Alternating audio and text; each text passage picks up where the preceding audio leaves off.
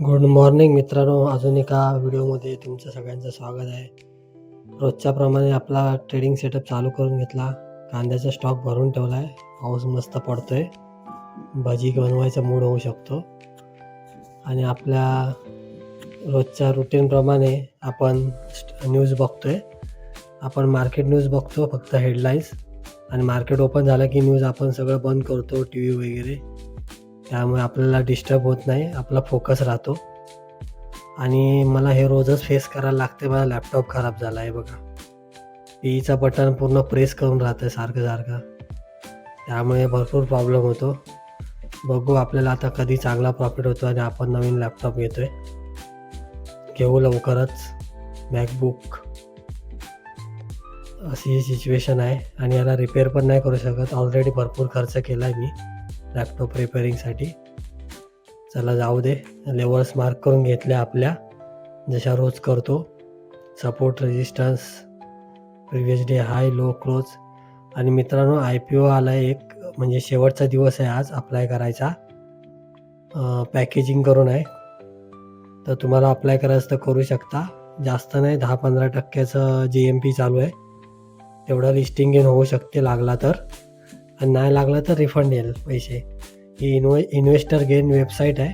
यावर तुम्ही जाऊन चेक करू शकता कोणत्या IPO ओपन आहेत, क्लोज होणार आहेत, डेट काय त्याची. तर मी धनवरून अप्लाय करेन एक लॉट. गेल्या वेळी एक ज्वेलर्सचा आला होता, अप्लाय केला होता पण लागला नाही मला. सर्व लकवरती आहे. लक चांगला असेल तर लागू शकतो. तर आपण तर अप्लाय केला एक लॉट, बघू लागतो का. आणि नंतर आपल्या ट्रेडची वाट बघत होतो. कधी आपल्या सेटअपनुसार ट्रेड भेटतो आपल्याला. मित्रांनो, इंट्राडेमध्ये ना स्टॉक सिलेक्शनचा ना भरपूर प्रॉब्लेम होतो. त्याच्यामुळे मी तर सांगतो की रोज नवीन स्टॉक सिलेक्ट करू नका. प्रत्येक सेक्टरमधून 2-2 स्टॉक ऑलरेडी सिलेक्ट करून घ्या, 2-2 स्टॉक, आणि त्याच्यावरतीच डेली ट्रेड करा. म्हणजे तुम्हाला त्याचा बिहेव पण लक्षात येईल की तो स्टॉक कशा प्रकारे मूव्ह करतो, आणि तुमचं चार्ट ॲनालिसिस पण चांगल्या प्रकारे होऊन जाईल. रोज तुम्ही नवीन स्टॉक सिलेक्ट करणार तर मग प्रॉब्लेम होऊन जातो त्याच्यामुळे. तर हा प्रयोग तुम्ही नक्की करा, जसं मी करतोय. आता आपण स्टॉक ट्रेडिंगमध्ये एक्सपेरिमेंट करतोय. 21 दिवस एक्सपेरिमेंट करणार आहोत की काय होतं प्रॉफिट अँड लॉस, की इक्विटीमध्ये ट्रेडिंगमध्ये पैसा बनवू शकतो का. तर मला टायटनमध्ये डाऊन साईडला एंट्री मी प्लॅन करत होतो.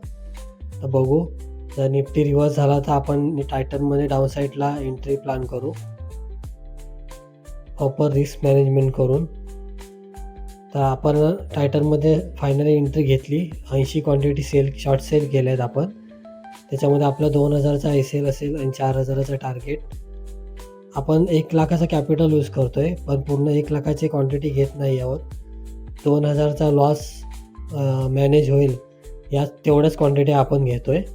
आणि हा डिक्सन टेक्नॉलॉजीमध्ये पण एक चांगला ब्रेकडाऊन होतो आहे झालेला.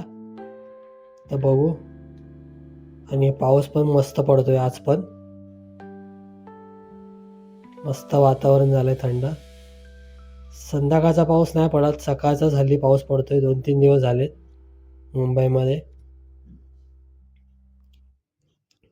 आणि थोड्या वेळाने आपला ट्रेड रिव्हर्स झाला आणि आपला स्टॉप लॉस हिट झाला.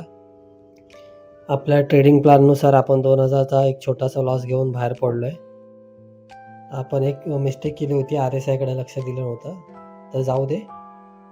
स्टॉप लॉस तर द्यायलाच लागतात मार्केटला आपल्याला प्रॉफिटेबल व्हायचं असेल तर. बाकी कोणत्या स्टॉकमध्ये एंट्री बनत नव्हती. SBIमध्ये अपसाईडला होती, पण कोणती ट्रेडलाईन बनत नव्हती. आणि आपला दिवसाचा एकच ट्रेड ठरलेला आहे, त्याच्यामुळे आपण दुसरा ट्रेड घेणार नाही आहे कोणत्या स्टॉकमध्ये चांगली मुवमेंट आली तरी पण. तर बघू. आता मार्केट बंद झालं आहे, तुम्हाला दाखवतो आज काय झालं. निफ्टीला चांगली ट्रेडलाईन बनली आणि ब्रेकडाऊन दिला, चांगली मूव आली. आणि टायटनमध्ये बघा, आपण जिथे ट्रेड घेतला होता ह्या एका वीकने आपला SL हिट केला आणि नंतर खाली आला आहे.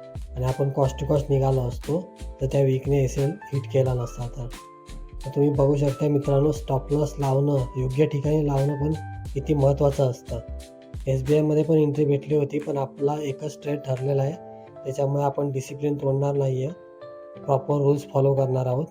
त्यामुळे आपण एकच ट्रेड घेतला आणि डिक्सॉनमध्ये भेटली होती आपल्याला सकाळी, तर त्याच्यामध्ये एस-एल गेला असता आपला. तर अशा प्रकारे आपला आजचा दिवस गेला आहे. आपण छोटासा लॉस घेऊन बाहेर पडलो आहे. तर ट्रेडिंग जर्नलमध्ये आपण एंट्री करून घेतली आहे. 2 बॅक टू बॅक प्रॉफिट झाले आणि आज आपला एक एस-एल गेला आहे. तर काय प्रॉब्लेम नाही आहे, एस-एल तर द्यायलाच लागतात. आपल्या हे आपण ट्रेडचे रूल लिहून घेतले आहेत, ट्रेडिंग रूल्स, कशाप्रकारे आपण एंट्री एक्झिट करणार आहोत.